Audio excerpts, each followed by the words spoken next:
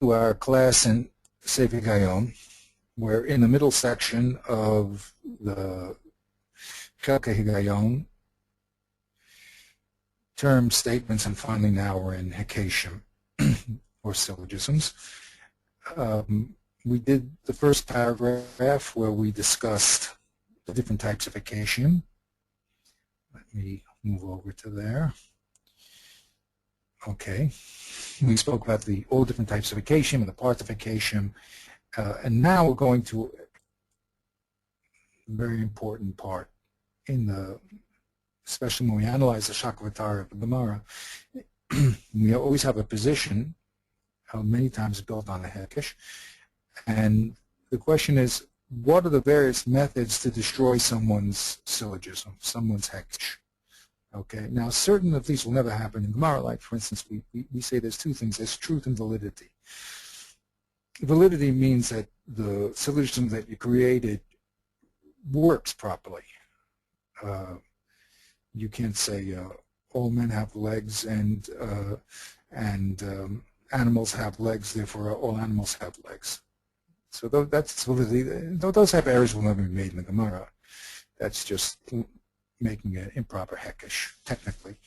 But the second type of proving the Hagdama is true, or showing other alternatives, or they're not mukhrach, or excuse me, showing them false, or it's not mukhrach, that's the type of thing will happen because that's based on svaras. If you have a Hagdama based on a certain pasuk and you learn the verse one way, it'll come out, the results will come out in one direction. If you learn that pasuk a different way, of course, then all the toldos will come out in another direction. So he's going to tell us very specifically how to attack a syllogism and what are the things that you have to be careful about when you're creating an argument yourself. So let's start that inside.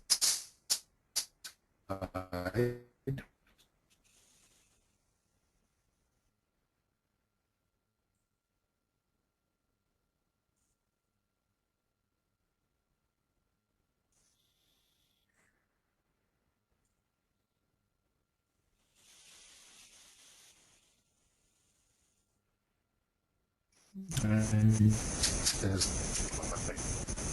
this.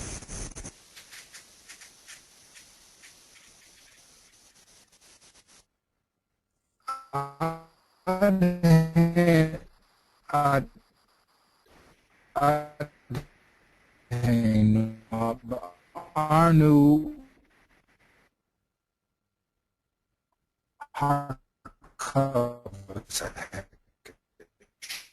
up to this point, we told you how our Hekesh is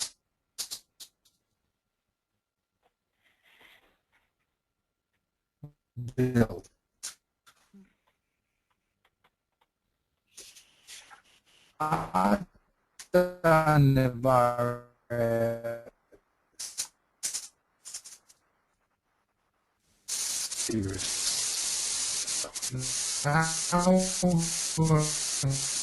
tell you how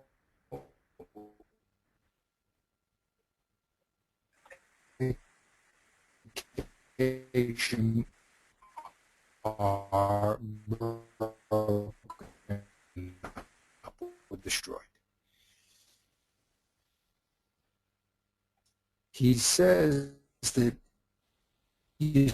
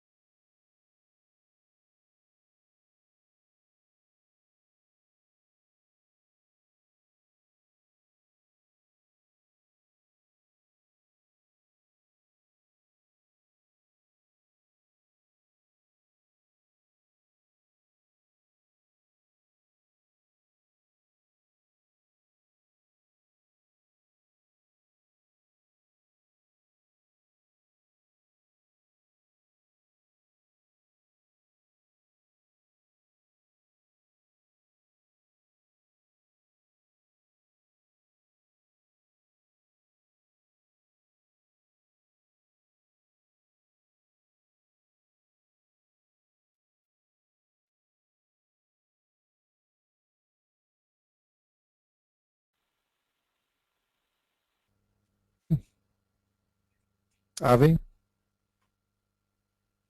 Hello? Yeah, you just came back. Um, I didn't hear what you yeah, were you know, saying for the last few minutes. okay, you know what? I think I'm just going to talk with you, okay? And then we'll have to do the class again because the line keeps going down. There's the, they're not, this has been happening all day. They Okay. keep going on and off and on and off. So we'll go through it together because and then I'll go over it, okay? But I can't hear We can, you. I really can't hear. I can't hear what you're saying. you can't hear now what I'm saying? Now I could hear, but for the last few minutes I couldn't hear you.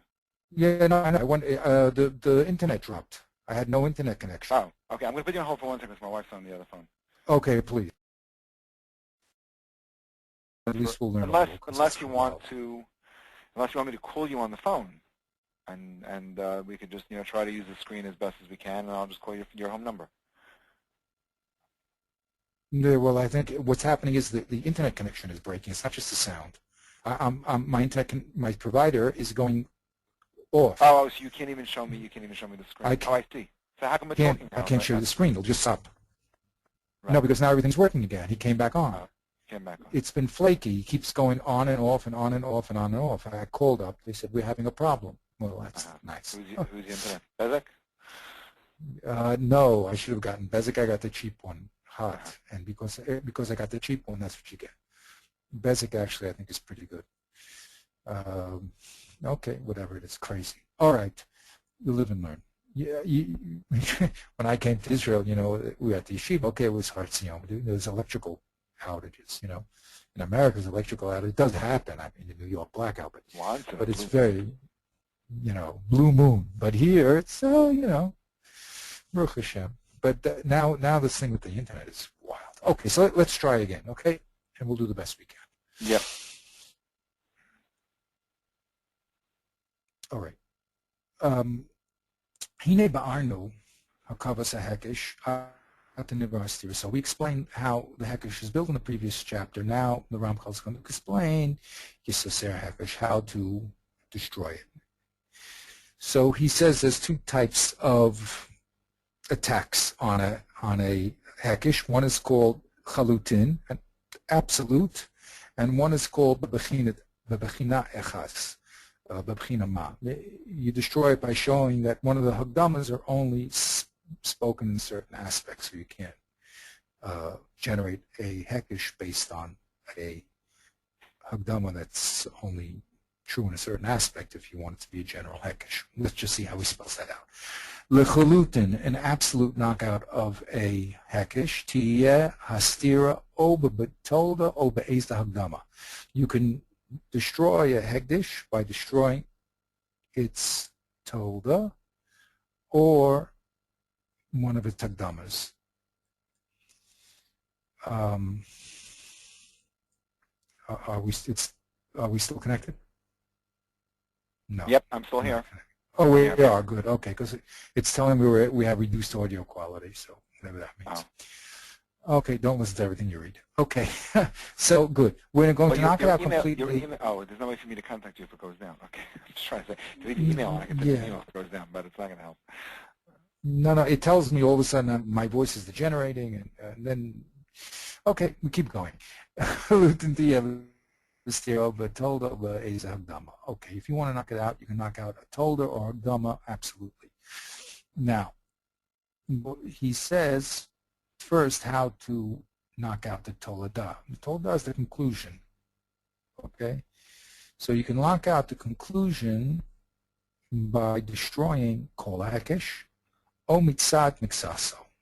So you can knock out a conclusion by destroying the whole hekesh or part of it. Let's see what that means. Okay. Tisaser atolada mitzad kol hekesh im seder hekesh eno kahogen. You're going to destroy the conclusion from the complete hekesh if there was something improper in how the hekesh was organized. He's going to explain that. Perishel. Shelo yeh yachas lahagdamos im hatoldos. Well, if there's no relationship between the two premises and the conclusion, so the whole hekesh will be destroyed. ozem zeh, or there's not the proper relation between the two hagdamas, then the whole hekesh will fall down. That's called knocking something out because it's not valid. I mean, it's technically you put the statements together, but they don't belong together. Derech mashal. Keshiyuskar b'tolada mashalo bo benoda o b'mashver.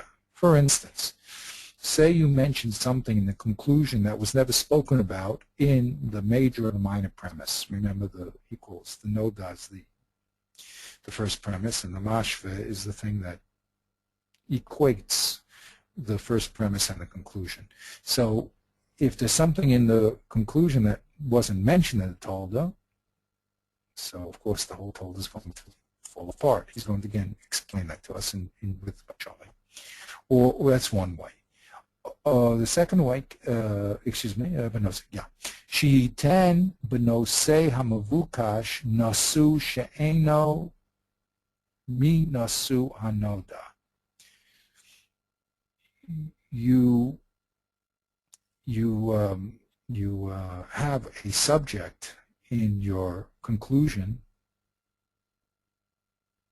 which has a predicate that was not a predicate in the first premise. Or, alternatively, he'll give examples of all this. O she'iten nasu hanoda lenose she'eno nichnas tachas nose hanoda. Or you give a predicate, O she'iten nasu hanoda lenose she'eno nichnas tachas nose hanoda. Or you give a predicate to a subject that doesn't fit under the subject of the predicate. Let's spell those things out. He'll spell it out for us. Derech mashal. For instance, if you say, Kol Adam Bal Chai, all men are living things. Ruvain is an Adam. Okay, Ruvain is a product of Adam. Im Kain, so therefore, Eino Bal Chai. Therefore, he's not a Bal Chai. Now, which one of those errors were there? Okay. Well, just from knowing the first one. But the error, let's see. Kol Adam Bal Chai, that is a no. That's the noda, right? Right. Mashva is Ruvain is an Adam. Right. And Cain ain't a Bal Chai, so now you have the Nosei, which is Ruvain, right. A Nasu, which is not, well, it's just not logical. No, it's not mentioned in the, it's not mentioned in the Noda. We never spoke about Eino Bal Chais. Okay, right? so the Nas and Nasu of Eino Bal Chai is not mentioned in the Noda or the Mashva. So therefore you can't figure it out. Right. That's the point. So exactly, to conclude, and I think that's the first one. He usually goes one, three and gives examples. I would have said in Cain, you would say Ruvain is very tall. Exactly. He's giving it a little bit of confusion because he's saying Eino Bal Chai, but really, you're saying that's what he's saying. He's saying it's not known. You have a Sheyuska B'Tola, the Mashlei Babana, the Mashva. You mentioned something about the B'Tola, which is not in the Noda or the Mashva. His height is not mentioned. His weight, his color of the skin. Right. That would have been the easiest thing. Right. That would have been the easiest thing. Right. But yes, it's not. We didn't say anything about non-living things. Right. So you can't conclude anything about not Eino Bal Chais when we didn't speak about them. Right. Right. So that's the example of the first one. Keshiyuska Batolda, something mentioned in the conclusion, Mashalo Bo Banoda O Mashve, which never was mentioned in the first and second premise. Right. Okay. Let's try the second one. In Cain, whom molid. Again, that would probably be the same thing. That's like. No. So now that should be number two. His, well, he's always going to go 1, 2, 3. So in order, right? To remember. Let's see number two. Let's see. Yeah. Sheyiten benose hamavukash. We're going to predicate something to the subject of the conclusion. Nasu she'eno mi nasu hanoda. a predicate that never was predicated to the noda. So this thing about molid, right? We never said that the subject has the ability to molid. We never said call other molid. Wow, this is such a fine distinction between these two, because we gave an example before. I gave an example before of saying that in Cain, Ruvain is not is not tall, not short. But really, that's what he's saying is that's number two, because he's saying Sheitim Menusa Muvukash, which is Ruvain, Nasu, a predicate Sheitim Menusa Hanoda, it's not known. Baal Chai is different because you're discussing Baal Chai, so that's why he didn't want to put into the same category, into the same number. Number one, number two, number three. Right? There's a fine difference. I was thinking along with you here. Keshiyuska batolda mashalobo vanoda umamashva. The first one, there's something not in the noda and the mashva, right? That's the it was not mentioned in the noda and the mashva. Well, maybe want to see what's the fine distinction. Maybe in Shalabah means it's not true. Because the second one is saying Shitim Banosa Mavakish Nasu Shaina Manasu Anoda. He's saying there that it's not known. In the first one we know Banoda o Mavukash. Banoda, we know that he is a Baal Chai, so it can't be an Ein Baal Chai. Right. So that's a very good point. We know he's a Baal Chai, so it's a contradiction to say he's ain't a Baal Chai. Right. Right. And the second one, we never mentioned anything about Molid. Right? Keshiyutem b'nosei muvukash nasu she'eino minosei hanoda. He says that was never mentioned. The subject never spoke about. The major premise never spoke about it in Eino Molid. Right. So that's number two. Right. And number one is that it's Shalobah means that it can't be true, or there must be a better way to say the word. It's false. Oh no, but it's going to be right. You can't say it about Kol Adam that he's not a Baal Chai, right? Right. It's false. Right. Right. But how do you see, because the word Shalobah has to be applied to the word Mashva also. So how do you say that it's not Ba in the Mashva? The Mashva doesn't discuss it. It's silent as to whether it's a Baal Chai or not a Baal Chai. But it can't be in the Mashva because we're saying that Reuven is an Adam. So it can't be Ba in the Mashva. Exactly. That he's it doesn't apply to the Mashva either. Right. Because he's an Adam, and Adam is a Baal Chai. We already said that.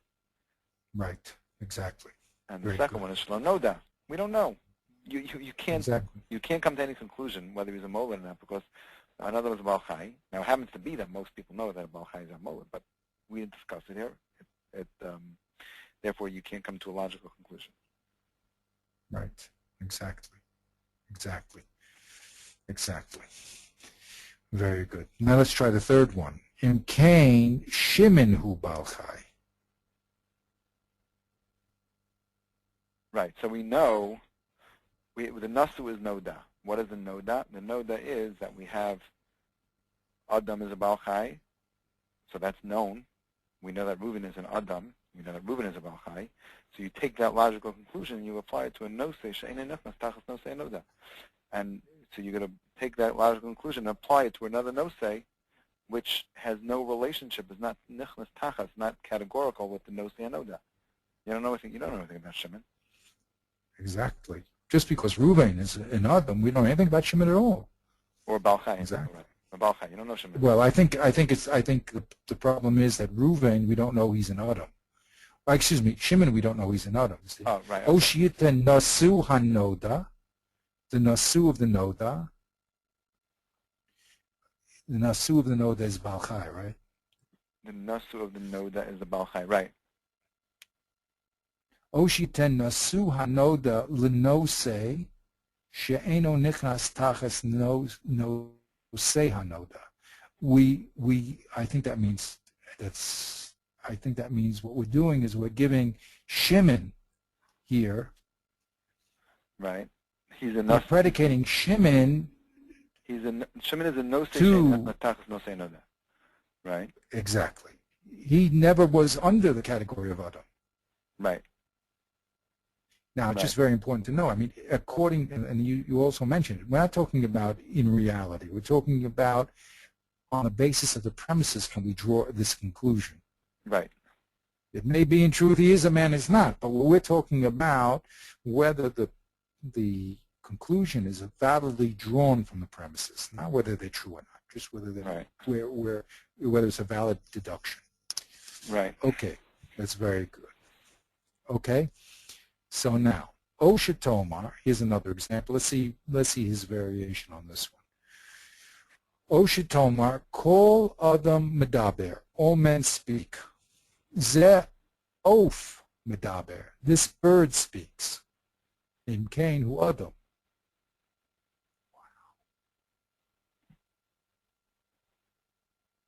Kol adam medaber.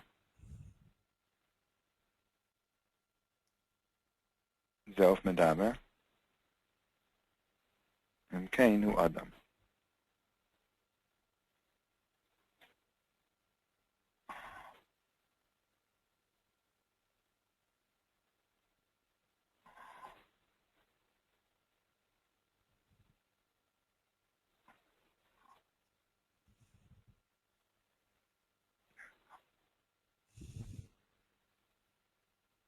Hello. Yeah, no. This is totally. Oh, I thought I lost you. No. Hine tisar told the mitzad kol lehekish ki ein hanosu o shel hadamas. Let's reread. Hine tisar had told the mitzad kol lehekish. Why? Ki ein hanasu shel hadama adam ela medaber. The nasu of the hagdamas is adam. Right. So it's not adam. It's medaber. Right. The nasu is, so the subject is Adam. Adam is medaber. So now what's the next logical step? To say that something else is an Adam, right?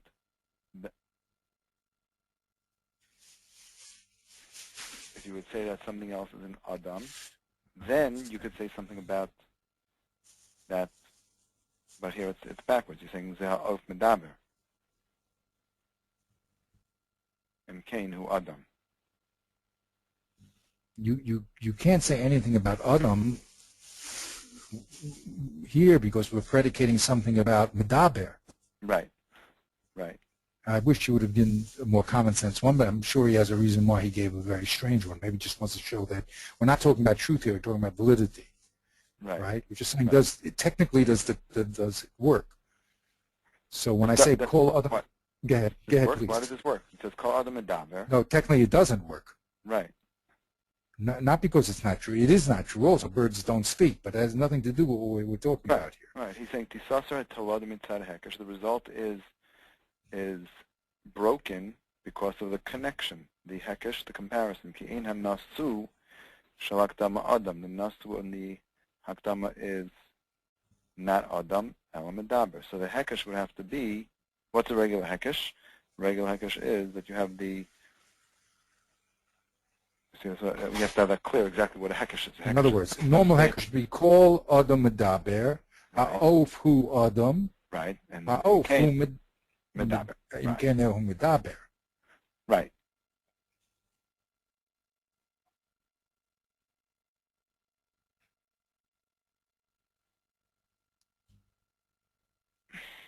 You see, it's cute. It's interesting how we're having a hard time with this when we know that it's wrong. But imagine if you start with things that are not so clear in your head that they're wrong. Why can't you do this hekesh? Right. Right? Yes. So you have to be able to identify the rule and say it doesn't work because, like he says, the mashvet that you're comparing is you're saying it's a mashvet to the no say instead of the nasu. Right. Now, as I said, you won't find this technical error ever made in the Gemara or in a Meforshim. Because technically they're always correct. What they always argue about is the truth part, which he'll talk about in a second. But still, when we're talking in our own thinking or in conversation with others, so it's very, very important to be very clear about what the premises are and really if they do lead to the conclusion. And a lot of times we do these things intuitively and we don't know scientifically or consciously exactly why the person, or we cannot spell out to the person exactly why his conclusion doesn't follow from the premises. Right. Okay? Because we just don't have that training. But okay, that's the object of this Sefer. Right. And that's why it's such an important element here, because it spells out all those unconscious elements in our thinking. Okay, so that was knocking out the complete complete syllogism. But now he wants to show you that you can knock out part of the hekesh. What does that mean? Tisaseh hatolda mitzad mixas hekesh im nasu echad min hagdamos eno mukhrach. Okay. Now he's going to talk about whether one of the hagdamas are mukhrach or not. Let's see, derech mashal.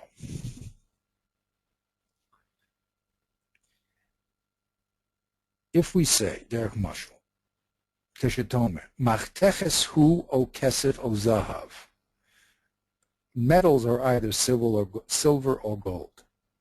Habarzel hu machteches. Steel is a metal. Imkain habarzel hu o kesef o zahav. Therefore, barzel is either kesef or zahav. Now, what's beautiful about this answer, this syllogism he brings here the syllogism is valid, it's just not true, correct? Right. If something were to be A or B, and where my thing just jumped here. Yeah. So yeah, because over here you have to have if something is knowledge. A or B, and like here, maftech is either kesef or zahav, and if it was true that that barzel is a machteches, then it would be. So now he's going to explain. Hine hanasu shel hagdama rishon eno mukhrach. Right? To say that machteches is either silver or gold is not mukhrach, right? Right. Yeah, it may be partially true, but it's not completely true. Some metals are silver and gold, but not all of them. Okay, hine hanasu shel hagdama rishon eno mukhrach. Right, it's not mukhrach because you're saying matachas is either kesef or zav, and there's no other choices, and that's not mukhrach. Exactly. That's right, because there are other choices.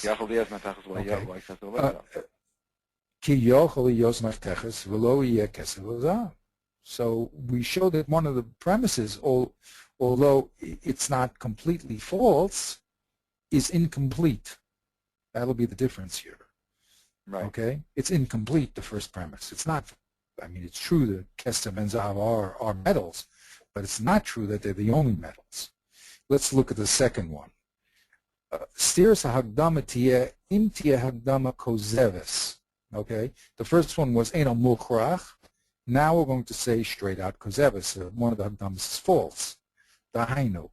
Im yichayev b'nosei echad nasu sh'ra'ui lishlom mimenu. For instance, if it affirms of a certain subject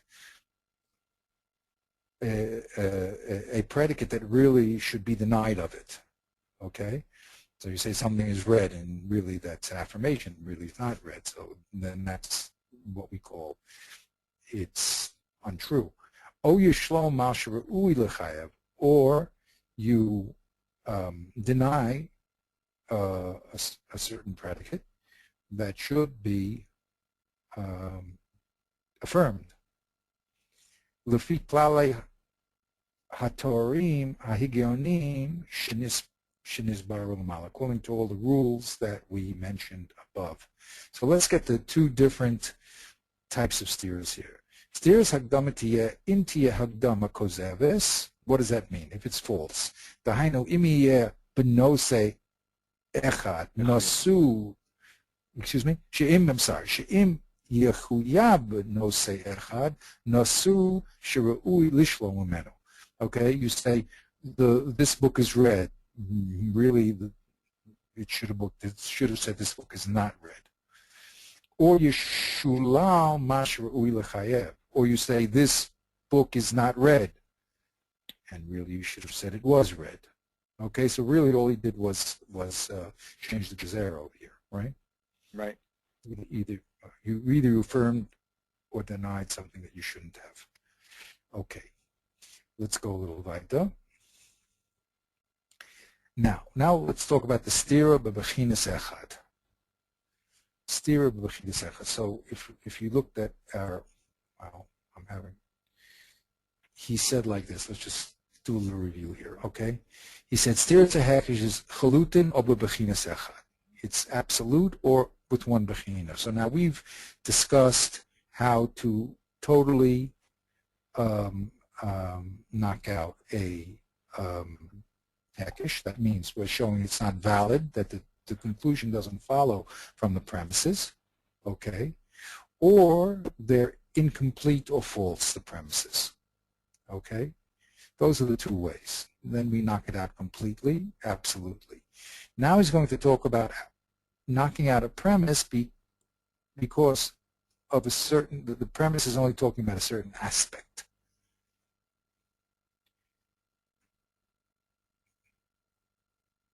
Stiris the bechina echas hu im yomar b'hagdama derech klal ma she'eno ela be'erech u'b'bechina echas. If you predicate or you make a hagdama which is categorical and it really is not. Okay. Im yoma b'hagdama derech klal ma she'eno ela be'orech u'b'bechina echas. You make a general statement in your hagdama, but it really is incorrect. That general statement really should have been is only true in a certain aspect. Sha'az noda oso b'bechina achas v'nachish oso b'bechina acheres. So then what you'll do is you'll agree if your statement is in the aspect, in a certain aspect your statement is true, but I'll disagree in the other aspects. Okay, so you made a general statement, I'll show you your statement. I can only agree with you in a certain aspect, and therefore the results of your statement will only be true in that aspect, whereas you wanted to make a hekish where the results were much greater. And that can happen in a subject or a predicate where it's too general for the Makshan's sensitivities. Derech mashal. Kol adam molid. Zeh hayeled adam im kein hu molid. All men can give birth, and this child is a man, and therefore he can give birth. Nistor ha-hagdama ha'echas v'mixas v'nema. We're going to destroy this hagdama partially. We're not going to knock it out completely because we're going to agree about a certain aspect, but not the whole part. Why? Because kol adam gadol ubilti akar moli. It's not true that kol adam moli. It's only true if he's a gadol and he's not an akar, if he's not sterile and he's also a big person, not a child. Achlo kol adam behechlat.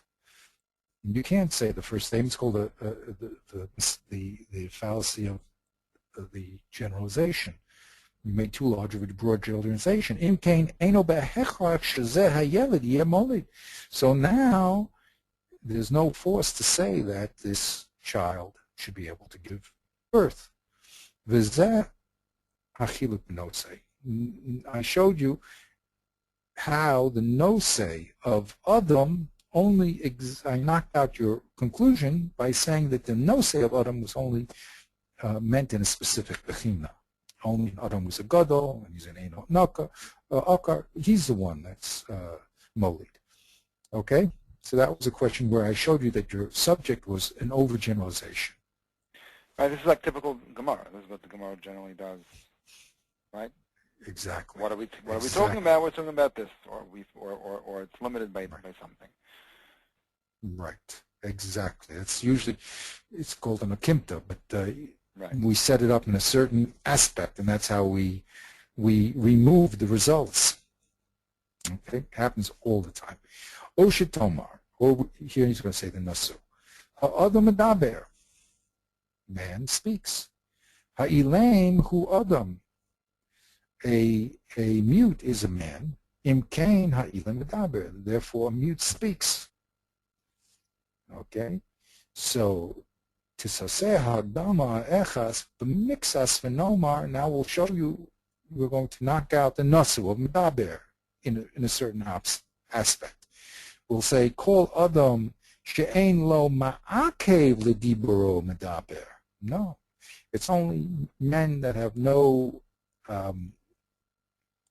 problem with their speech that can speak. Ach Adam she'esh ikuv lediburo eino medaber. A certain person that has a deformity in their speaking ability, of course they can't speak.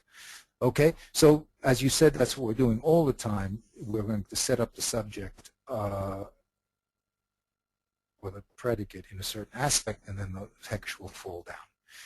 Okay, and that'll be either we're soter our partner. Now that's how we'll do that. Okay. Just to show how this technology works, the screen still hasn't scrolled down. Oh, just scroll down now to the built-in akar. Yeah, we're a little bit slow today. Okay, we'll say that. What can we do? Okay, now he's going to talk about a very, very important aspect also in Hekeshim. He says, Kol Hekeshim lios emitim, if a statement is, if a syllogism Hekesh it will be true, in order for it to be true, tzarich sheyeh minukim min hata'us. They have to be the premises have to be clean of any error. V'hem shnei minim. And there's two types of errors that creep into Hekeshim. The rishon is called shituf, and the second one is called irbuv. Let's see how he describes that. Hashituf hu shituf hamilos baharasan. Shituf means that the words are homonyms. They sound the same. Okay. Shlifamim lefi echas yeos lehem nasu echad v'lefi horas acheres. I'm sorry. Lifamim lefi hora'o echas yeos lehem nasu echad ulefi hora'o acheres lo. It's a word that has, homonym is a bad word. It is a homonym, but that's not the point. It's a word that has two meanings. It has a primary meaning and a secondary meaning. Okay? Ve'im ba'achas min haros tikdam. If one of those meanings, either the primary or the second one, is in one of the premises, v'holada b'haros acheres, but the conclusion will be in the other definition. We saw the other definition, Hari Zetos. That'll be a mistake. Okay? So remember, he gave the example of the word in Hebrew, toka. Toka can mean blow, a shofar, and it could also mean to give a person a blow. Okay? So depending upon if you say that tekeya is a malacha, right? So if you're going to try to molid that the blowing shofar is a malacha, well, you won't get too far, because that's not the primary meaning of the word toka. It's a secondary meaning. And we're using the primary meaning. It means hammering a nail into a stick. So here's another classic way that mistakes are made. Rabbeinu Chaim likes to do this a lot. It shows you that there's two different meanings of the same word. Okay. Here's earboof. Earboof. Confusion. Hu shelo yibochen hanosu be'eze yachasu imnoso. It's where you don't keep the proper relationship between the subject and its predicate, or the predicate and the subject. Im atzmi ve'im mikri, or im bekoach, or bepoel. You slip from talking about an essential part of the subject to a mikri part, or the opposite mikri to essential, or you go from potential to actuality. Let's look at his mushal. Oh, he doesn't give. Okay, so remember he spoke about the Kohen who has a mum does not. What was the example he gave? Cannot do the service, and then we said he can, and one was talking about in potential, and one was talking about actual. I forgot exactly the example there. Too bad. But anyway, a lot of times we can be talking in one of the subjects only in potential. So you can't draw a conclusion about the reality. Just because a person can be the Vilna Gaon, it doesn't mean he is the Vilna Gaon. Okay? So you have to be very careful that when you make your premises, that the conclusion is talking about the same aspect as the premise. The premise is talking about a potential, and the conclusion has to be talking about a potential. If it's talking about an actual, then you can get an actual out of it. Also, if you're talking about a mikri, you could say that Jim is black, and then you say, well, wait a minute, Jim is black, and therefore, I don't know, he doesn't tan easily, I don't know, whatever, or he does tan easily, whatever. But when we said when Jim is black, we're only talking about his eyes, the pupils of his eyes, or something like that. Okay, so the point is here that you have to be very clear in your premises and not confuse the issue by putting two things together which just apparently seem alike but are not really alike. Okay, so here's the klal shel dava. Hatolada tzricha shitadameh lahagdamoseha dimyan atzmi v'shalom. A conclusion has to be like the hagdamas in a comparison which is essential and complete. V'im eino doma lehem ela b'mixas, and if that conclusion is only talking about a certain aspect, the nivdelis mehem beike mitis, or it's not talking about the etzem aspect, hari hu taos. He's going to give a derech mashal, Baruch Hashem here. Derech mashal, imtoma, ha'adam medaber, and ploni hashotek hu adam. Very interesting. Okay, here's Kochel profile.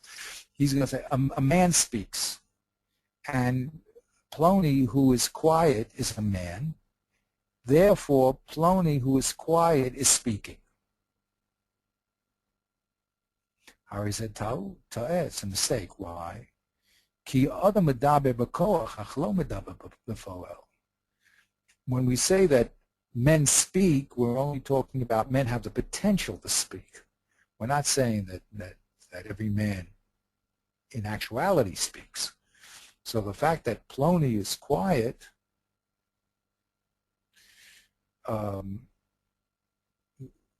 is not really relating to the first subject, because the first subject didn't say all men speak. It just said all men have the ability to speak. So when we say that a person who's quiet is a man, and you want to say that the person who's quiet speaks, of course it's an obvious contradiction, because we're talking about speaking in koach, in potential, not in reality. Okay. Yeah. So, what is the reason why this doesn't make sense? I know, again, this is one of the things that you could just easily. Oh, because the reason is like this. Because again, because the first premise is incorrect. It's not incorrect. It's So the tolada has to be compared to the akdama. So what's tolada? The tolada is ploni shosik u'medaber. It's not comparable. no. No. Yeah, go ahead, please. No, we were talking about the conclusion. Go ahead. Conclusion is tolada. Ploni shosik u'medaber. That's the conclusion. Right. Right. He So says, what's wrong with that conclusion? I'm reading his words. Hatolada tzricha shetidme lakdamaiseha dimyan atzmi v'shalom. B'meinu daimel hemela b'miktsas v'nevdalas mehem b'ikar amita harei zehata. So it's different because you're saying Adam medaber, and then you're comparing, then you're saying a ploni or shosek is an Adam, but he's not similar to the Hakdama because the Hakdama is a medaber and he's a shosek. What's wrong with this comparison between Adam Medaber and Ploni Shosek Hu Adam? What is the common terms? I mean, yeah. Where's the mistake here? Let's spell it out. So he's saying the mistake is that it's dome b'miktsas to the Hakdama. What is dome b'miktsas? The tolada. The tolada is Ploni Shosek. He's not comparable. He's not completely like the Adam Medaber, the Adam, because the Adam is a Medaber, and he's not. So he may be an Adam. This Ploni may be an Adam, but he's not a Medaber. So you can't compare a Ploni who's a Shosek to an Adam who's a Medaber because he's not a Medaber. It's not that it's wrong. It's not. He's not saying that it's wrong. He's trying to emphasize kol compoel.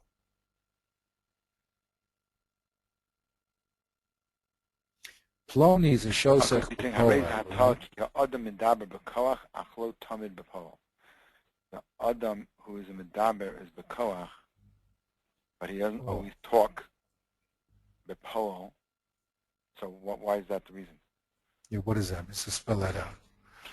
I mean, that's the mistake here.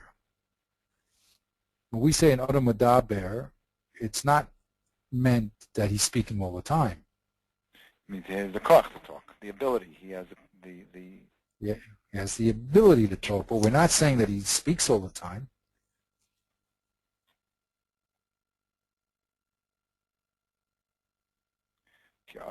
So even though it's true that a person who doesn't speak is an Adam, right? It's true. A person that doesn't speak is an Adam, right?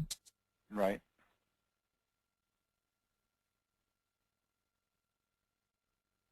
But that's that.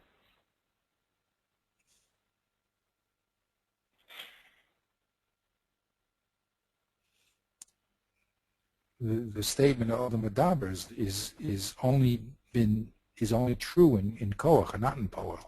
So you can't take a Poel with someone who doesn't speak Poel and compare it to another because who talks. Well, okay, so then going back to what he said in his Klal Yisrael Davar, so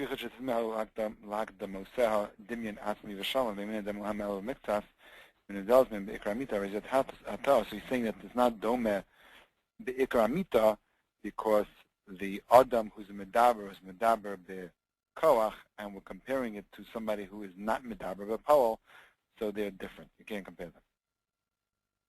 Right. Right.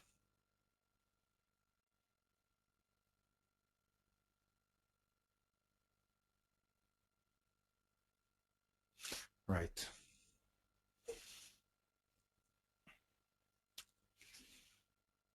Okay. So we have to get practice in these things. But it's very, very hard because your mind goes very, very quickly, and you don't slow down and analyze exactly where the mistake applied.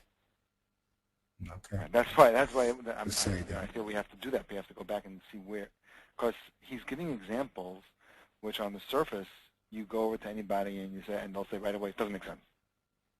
And then you have to ask them, why doesn't it make sense? Could you verbalize Exactly. the reason why this logic is illogical? So you're saying, well, because you can't compare a punish. Why not? Right. It's like, it's like I was listening to somebody recently who had a mathematical conclusion that you could prove that 1 is equal to 2. So he went through a bunch of steps. The A is equal to B, divide A by B, divide C by A. I don't remember the whole calculation. Yeah. Therefore, 1 equals 2. Obviously, the logic is, you have to identify where the logic is wrong because it sounds very logical. Right. Yes. Yeah. When in the Gemara, you see, they always say, "B'mai kamiflage." At what point, in which point are they arguing that they draw the different conclusions?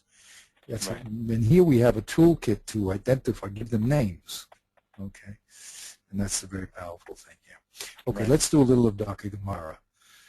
The Mishnah has to not only categorize all the Torah Shabbat Peh, but it has to do it in a way that you'll be able to remember it. So to do a Lozu Apsu can be a very, very valid way of making sure that the information comes in orally. So we have to remember that. The Mishnah has, we always expect no words to be extra and nothing to change. But we have to know that there are other objectives here. Okay. So let's see. Oops, what happened to that? That was interesting. We just switched to, there's a lot of gremlins happening today. Okay. Computers. Keshetana tzarich. Tana tzarich lahaskir nosei echad behechrach. Boy. Okay, here we go. Keshetana tzarich lahaskir nosei echad behechrach. When the Tana in the Mishnah must mention a certain subject. Ki agav orchye sheyesh lo lahaskir oso nosei lo nimna milahaskir gam ken nosei acher shehu yoter me'at hachidush. Lozu Absu. He says like this. When the Tana has to mention a certain subject, he won't prevent himself from mentioning another subject which is a lesser Chiddush. Okay? Lozu Absu. Even really he should have said the Absu is a greater Chiddush, but stylistically sometimes he will say the lesser Chiddush. Aval, kashe'ein tzarich lahaskir shum echad mehem, but there's no reason to mention either one of them. Okay. He could have just said the statement in a general way.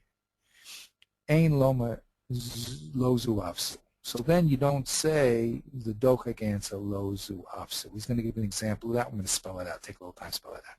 Kesh omar mepimori. That's a rule that he got from his rabbi.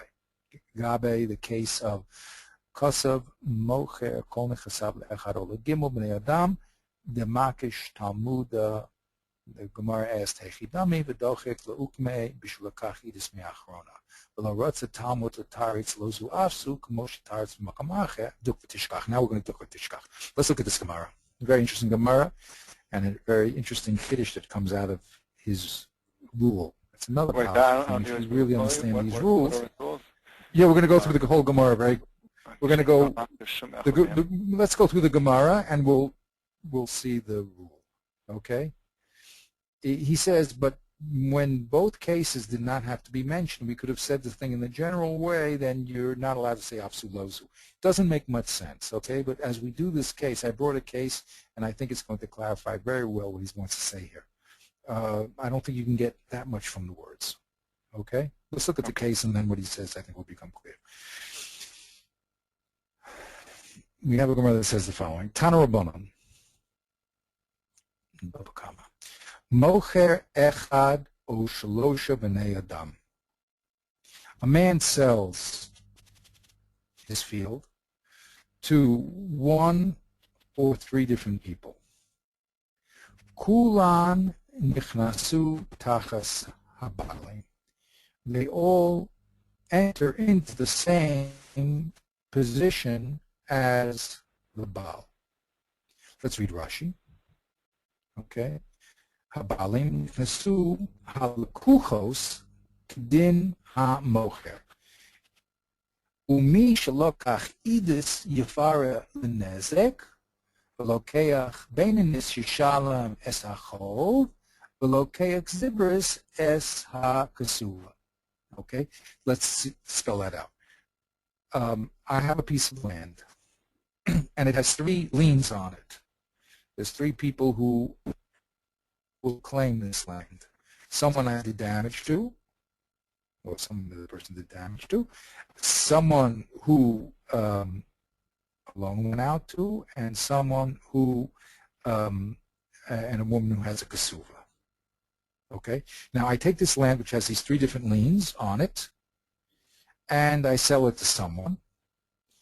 Now all the people now that would have come to me will now collect from the person who bought the land. That's why it's very important always to clarify ownership of property, because property carries with it a lot of hidden debt, okay, attachments, liens, okay. So when you sell a property, what you're doing is not only selling the property, but you're selling any lien that is on that property. So the Mishnah says if you sell a property either to one person or to 3 people, that one person or the 3 people will fall, will have the same obligations as the original owner. Kulan niknasu tachas habalim. Okay, that's if you sell it to one person or to 3 people, different people.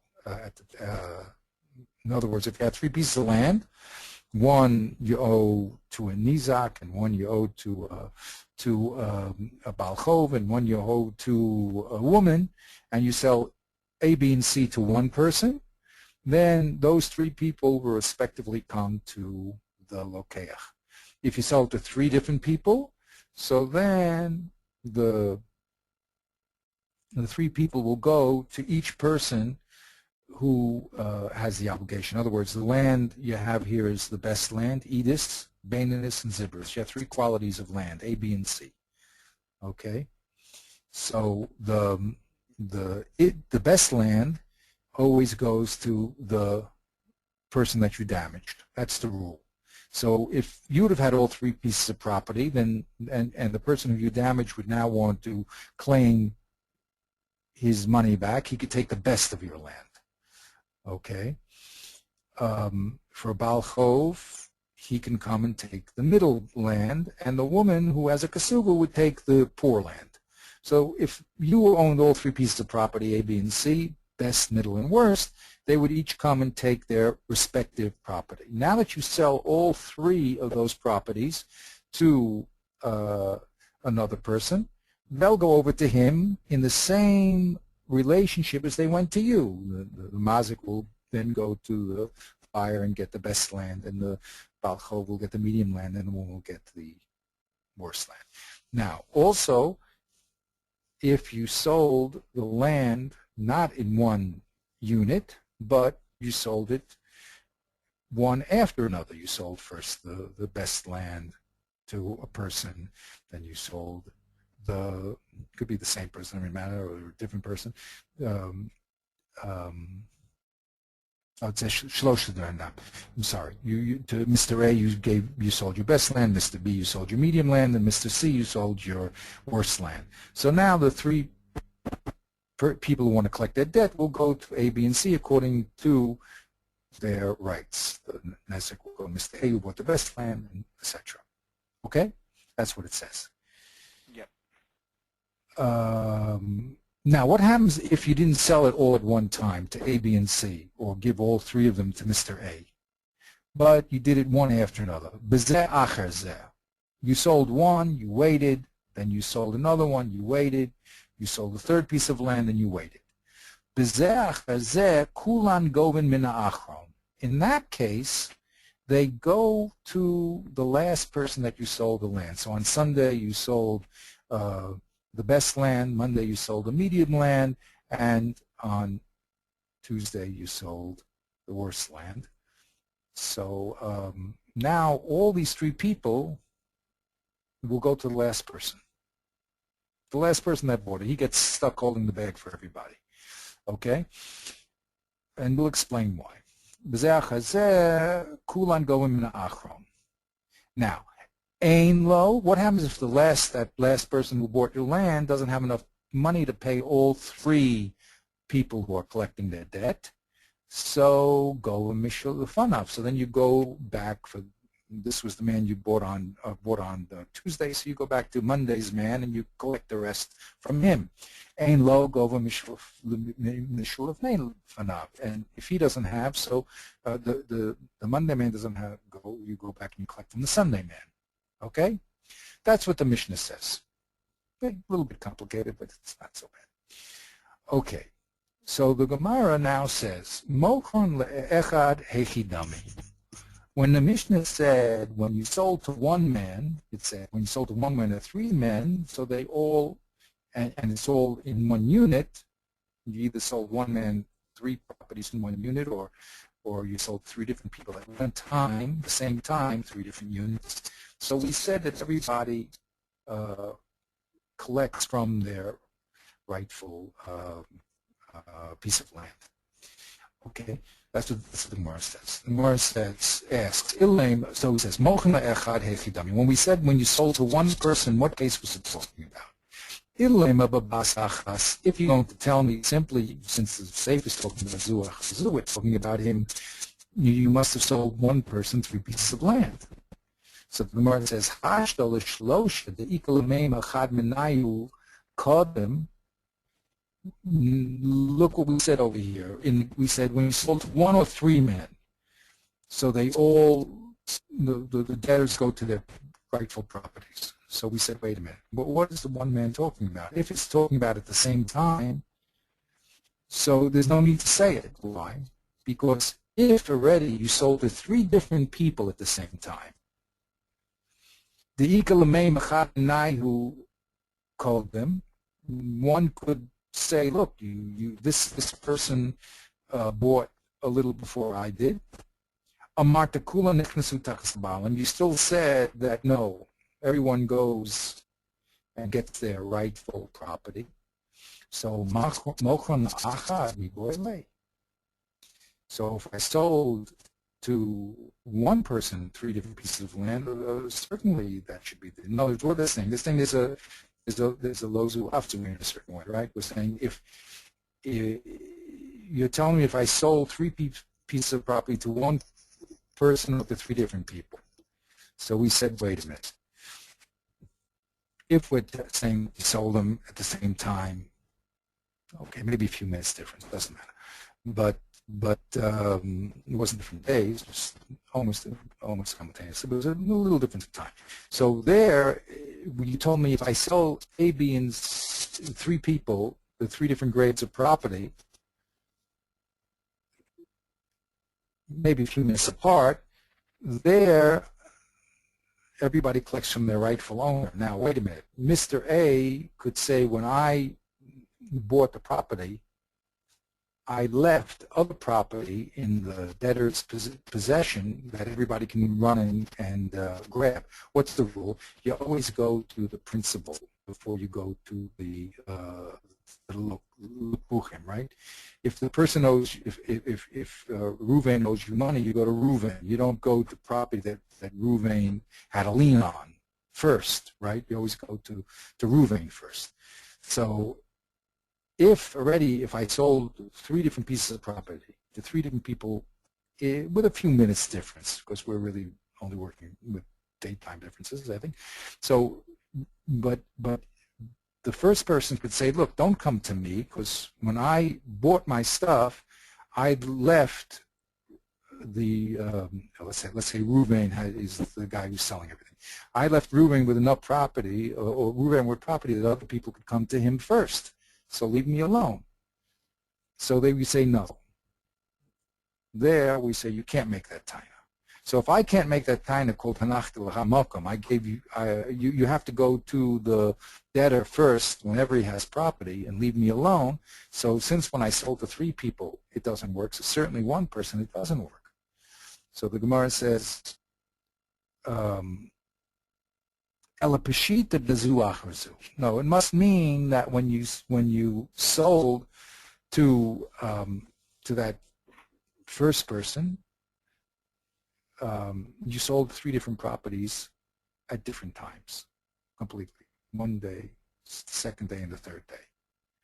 So if that's true, my shna shlosh the kol chad v'chad omale hanachtach makom ligvos mimenu hachinami akol chad v'chad leimale hanachtil chamakom ligvos mimenu. If we're talking about what you did was you had one person, and on 3 different days, let's make it simple, you sold him your 3 different properties. Okay, and you're telling me that each one cannot claim I left you a place. You actually go to collect from the respective people. Okay, so why is that different than when I sell my property to 3 different people on 3 different days? There you tell me no. On 3 different days, you go to the last person. I mean, if it's 3 different people on 3 different days, you go to the last person. If it's one person on 3 different days, you're telling me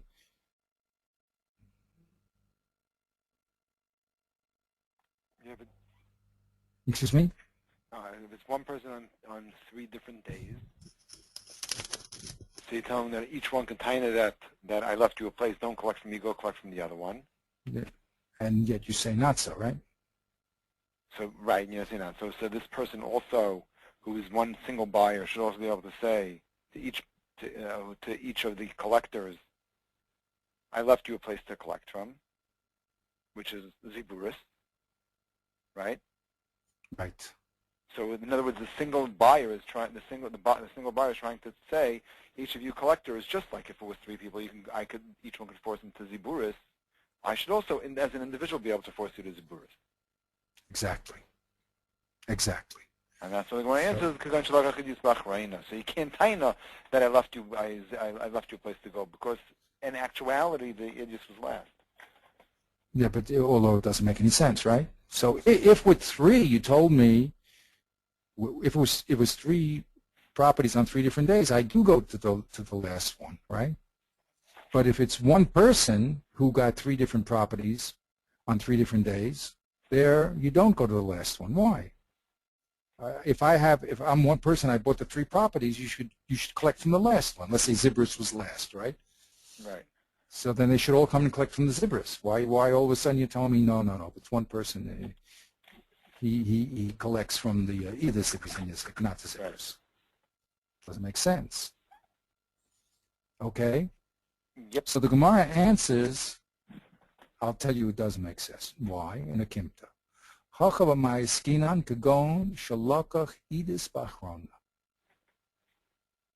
When one person bought the 3 different types of land, he bought the best land last. So he doesn't want to taina hanachtil chamakom. Excuse me. Let's go again. He can't. Well, his taina is not going to work because his taina is to force them to ziburis. And if he says hinachtil chamakom, I'll say fine. I'll go take your idus, which is less, and that's not what he wants. Say it again. I'm sorry. If idus is last, he doesn't have a taina. He can't tell the collectors, go and collect from the last place, hinachtil chamakom, because in actuality he bought the idus last. So they'll say, fine, we'll go to idus last, but he doesn't want that, so he's not going to say it. He doesn't want them to go to idus. Right. So now how does this demonstrate the principle that he wants to say? How come the Gemara says his Rebbe, the Gemara should have just simply answered when he sold from 1 to 3, it's a lozu afsu. Instead it gave this very strange akimta. Right? The Gemara could have said, when you sold to 1 or 3 people, what did we say? We said it's Peshita. If already with 3 people, you can't say Hanachti Lecha Makom, excuse me, where you could have said Hanachti Lecha Makom and you don't, Again, if you sold it all at the same day, let's say, right? So we're saying if that's the case, so what's the difference between, why do I have to talk about selling to one person and to three? Talk about the bigger Kiddush. Say that on one day I sold it to three different people. And there, each one collects where they're supposed to. Right? Right. And each one could have had a taina that they left some of the property. The first two guys could have said, "Well, I left some property with the original Baal Chov," or right. Right. And even then, we say, "No good. You can't make that claim." So certainly that claim is not a good claim. So why talk about one person or one person? Same thing. Right. Yeah.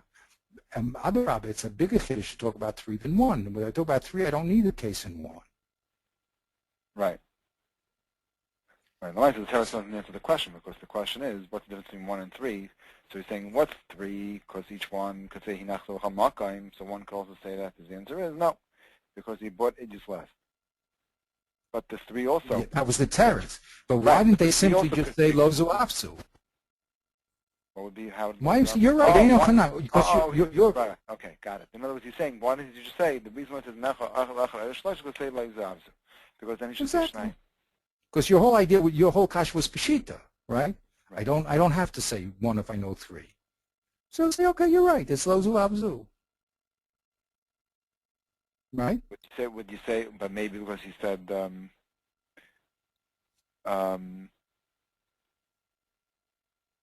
he would say 1 or 2. Why say 1 or 3? Okay, but that's a technical one, 1 or 3. But the point is 1 versus many, right? Right. The point is, if you tell me the rule of 3, that everyone collects, according to the din, even though they could have said a lot of hamakim, so then if one person buys all 3, and there it doesn't work. So certainly, if one person buys all 3, it's not going to work. I mean, right. He bought it the same person, and they bought it all at the same time, let's say. Right. So okay. So that's probably. So the Gemara didn't say lozu apsu. It gave this crazy okimta that he bought the good stuff first, and it's not in his to his advantage to do it. Right. So why don't you say lozu apsu? Right. So he wants to say that this is a demonstration of his Rebbe's rule. Let's read now. Now we'll read the rule again. Keshetan tzarich lahaskin nosei echad behechrach. Ki gavo cheshiyesh lahaskil. So no say lo nim lahaske gam nosei acher shehu yoter miyut chiddush. Right? That's a lozu apsu. He really has to tell you about apzu. Right? But sometimes he'll tell you the lozu. Right? Like he'll tell you the case of, even though he doesn't have to say the case of 1 because he taught cases of 3, but sometimes he'll say it. But his Rebbe says like this about Keshe'ein tzarech lahaskir shum echad mehem, which means here he didn't have to talk about 1 or 3. Right. Ela shiyocha lo ma'inyanin stami, when a man buys 3 fields, let's say, or a person buys 3 fields, let's not talk about 1 and 3. So then you're not allowed to say apsu lozu. So that's what he's saying. Because it's really the whole case is not necessary. Don't say 1, don't say 3. Just say you sold 3 fields. It goes according to that the din is that the collectors collect according to the last. The last one. Very good. Right. That is his rule. Okay. Okay. Sophisticated rule, but that's what he does. Okay. So if we have to put a stop, I have to get we'll stop here. No, 100%. That is where I was going to stop here. But okay, this one needed to be worked out a little, but Baruch Hashem. Okay. So what, you'll give me an email when we're going to get so together next again? week, I mean, for me, it works in the morning. I finished my morning seder about 9:30, so I 9:15 or so I could do like for another 9:30 to 11 New York time.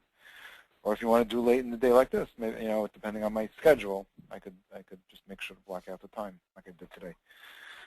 Okay. When is that the first alternative? So I would do next week Wednesday. We could do next week Wednesday morning.